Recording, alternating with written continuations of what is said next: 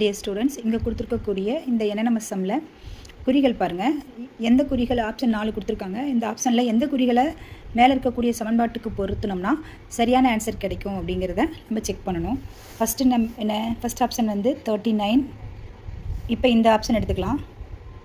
-13 + 26 = 78. இப்போ 39 அப்படிங்கும்போது என்ன வரும்? 26 + 26 வரும். 26 52. அப்போ இஸ் நாட் ஈக்குவல் டு 78. அப்போ இது ஆப்ஷன் வந்து ராங்கு. செகண்ட் ஆப்ஷன் எடுத்துக்கலாம். 39 / 13 × 26 = 78. இப்போ டிவைட் பண்ண சொல்லியிருக்காங்க. 39 13ஆல் டிவைட் பண்ணால் 3 × 26. 3 × 26 என்ன வருது?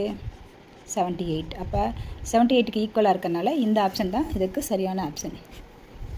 ஓகேவா? தேங்க்யூ.